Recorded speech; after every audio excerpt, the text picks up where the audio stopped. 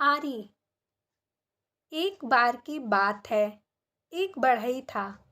वह दूर किसी शहर में एक सेठ के यहाँ काम करने गया। एक दिन काम करते करते उसकी आरी टूट गई। बिना आरी के वह काम नहीं कर सकता था और वापस अपने गांव लौटना भी मुश्किल था।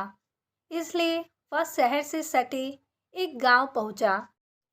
इधर उधर पूछने पर उसे लोहार का पता चल गया। वह लोहार के पास गया और बोला, भाई मेरी आरी टूट गई है, तुम मेरे लिए एक अच्छी सी आरी बना दो। लोहार बोला, बना दूंगा, पर इसमें समय लगेगा। तुम कल इसी वक्त आकर मुझसे आरी ले सकते हो।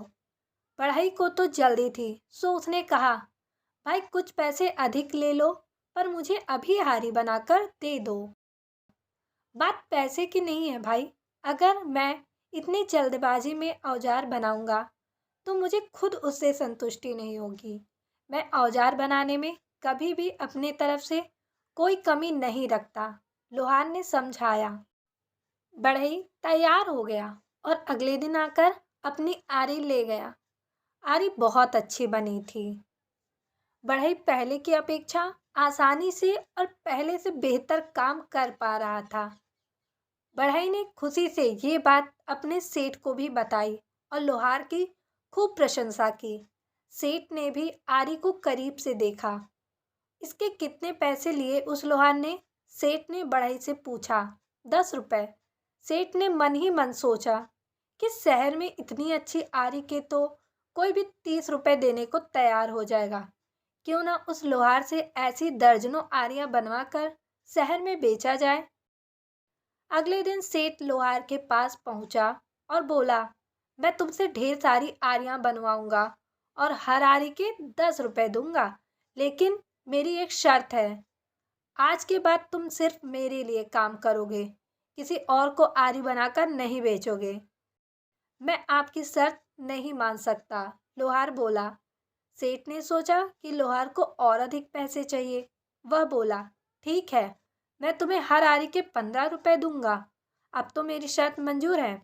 लोहार ने कहा, नहीं, मैं अभी भी आपकी शर्त नहीं मान सकता। मैं अपनी मेहनत का मूल्य खुद निर्धारित करूंगा। मैं आपके लिए काम नहीं कर सकता। मैं इस दाम से संतुष्ट हूँ। इससे ज़्यादा दाम मुझे नहीं चाहिए। बड़े अजीब आदमी हो, भला कोई आती हुई लक्ष्मी को मना कैसे कर सकता है? व्यापारी ने आश्चर्य से बोला। लोहार बोला, आप मुझसे आरी लेंगे, फिर उसे दुगने दाम में गरीब खरीदारों को बेचेंगे, लेकिन मैं किसी गरीब के शोषण का माध्यम नहीं बन सकता। अगर मैं लालच करूंगा तो उसका भुगतान कई लोगों को करना पड़ेगा। इसलिए आपका ये प्रस्ताव मैं स्वीकार नहीं कर सकता। सेठ समझ गया कि एक सच्चे और ईमानदार व्यक्ति को दुनिया की कोई दौलत नहीं खरीद सकती। वह अपने सिद्धांतों पर अडिग रहता है।